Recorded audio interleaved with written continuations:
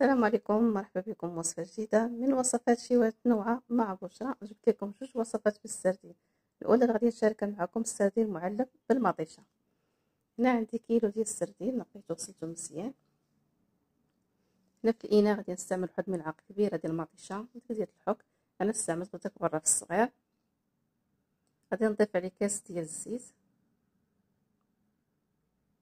وكذلك غادي نضيف عليه كاس ديال الماء، وغادي نخلط مزيان ديك المطيشة مع الماء والزيت.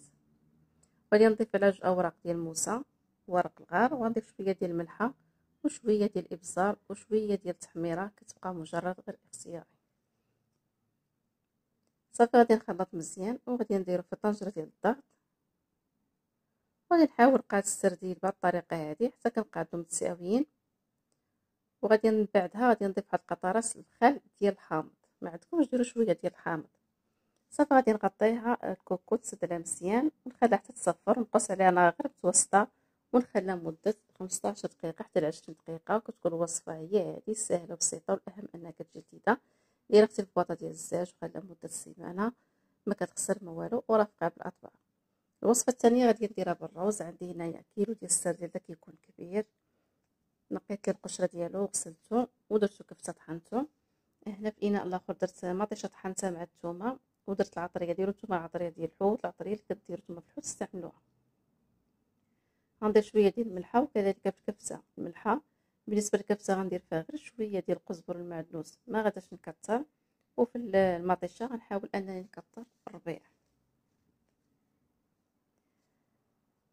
مع المطيشه غادي نضيف شويه ديال الزيت.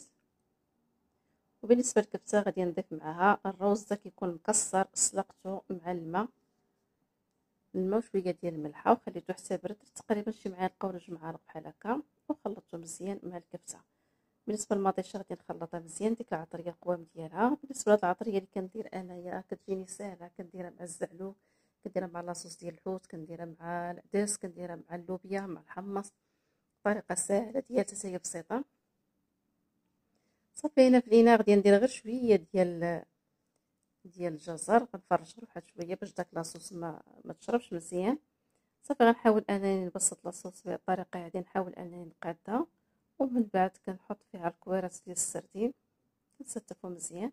صافي فوق كندير شويه ديال الحامض، كنقطعو شرائح، وكذلك الفلفله الحاره، وكنخليه حتى يطيب على خاطرو. صافي هذه الوصفه من بعد ما طابت كتجي ساهله وبسيطه، والاهم انها كتجي لذيذه بزاف، ما تجوعش منها، خصوصا كيكون معها الروز. الا كنت اول مره كتشاهدي القناه ديالي، ما عليك غير تشاركي فيها الجرس باش توصلي جميع الوصفات. الى اللقاء، نلتقي في فيديو اخر ان شاء الله.